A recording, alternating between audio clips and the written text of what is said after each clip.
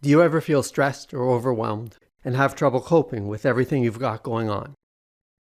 In this video, we'll learn stress management techniques involving our minds, bodies, and behavior.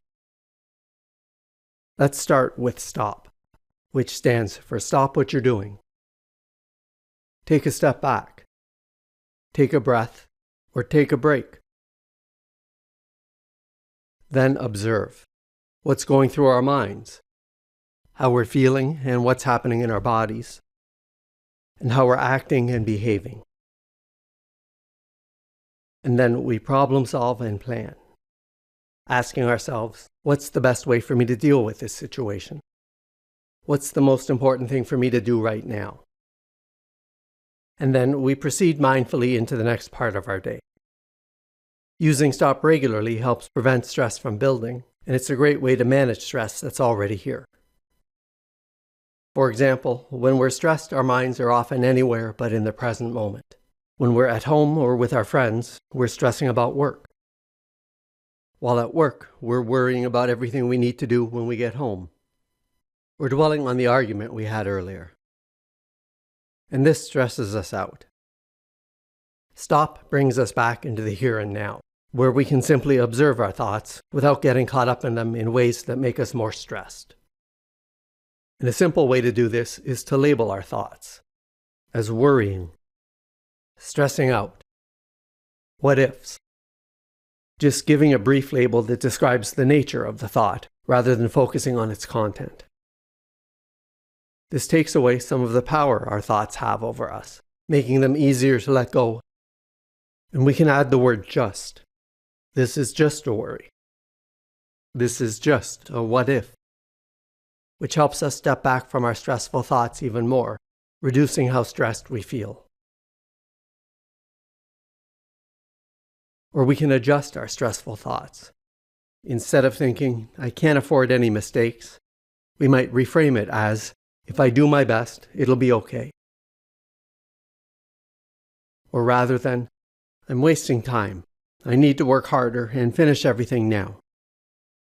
We could tell ourselves, I have a lot to do, but it's important to take time to unwind so I can work more efficiently.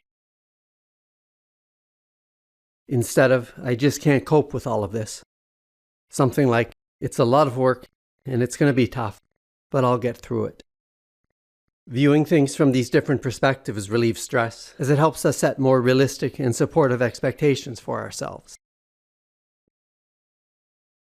Now, when we stop and observe what's going on in our bodies, we'll often notice the first sign of stress is something physical. Tension or ache in the jaw, neck, or shoulders. Tightness in the throat or chest. An uneasy feeling in the stomach, or even a headache.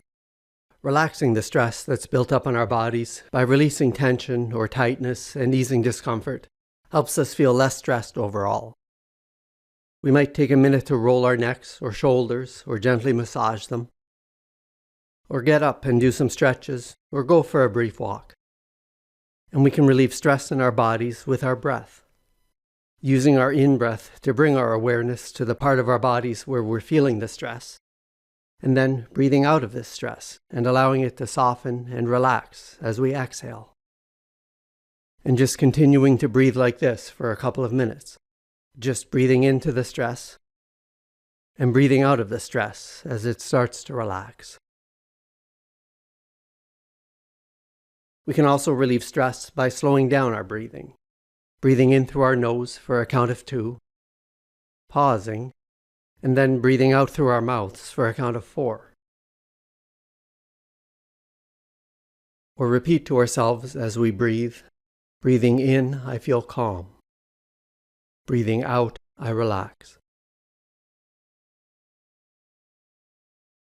And when we stop and observe our behavior, we'll often find ourselves responding to stress in ways that are counterproductive.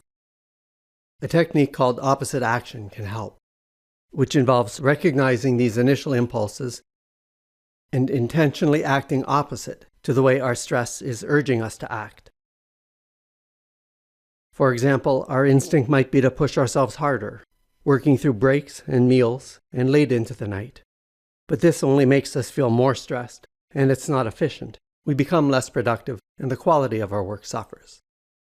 Instead, we take opposite action and give ourselves regular breaks. Spend time each day away from our work, doing things that help us relax and unwind, and make sure to get enough sleep. Avoidance and procrastination are also common responses to stress. We might have the urge to put things off that are stressing us out so we don't have to think about them. But this just leads to increased stress and anxiety down the road. With opposite action, when we start to feel overwhelmed, we acknowledge the desire to avoid the things that are stressing us out, but instead commit to taking at least small steps towards getting things done. And now planning. Getting organized and breaking things down into smaller, more manageable steps reduces stress and provides a sense of direction that helps us feel more in control.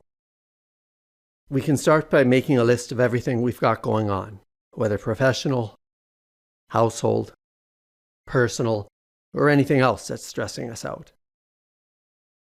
Then we break these tasks down into smaller steps. Instead of clean the apartment, tidy up the kitchen, vacuum the living room, clean the bathroom. Instead of work on my presentation, come up with an outline, do some research, write the presentation, prepare the slides, practice presenting it. And if any of those steps are still too much, we break them down even further. Then we prioritize.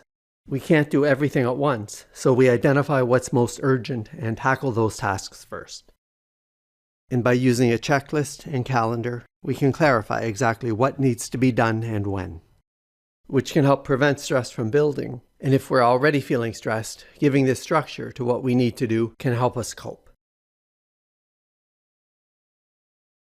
And setting clear boundaries and learning to say no are also essential skills, as taking on too many commitments can lead to feeling stressed and burnt out. Establishing boundaries involves communicating our needs and expectations clearly and assertively, creating an environment where our boundaries are respected and we can manage stress more effectively.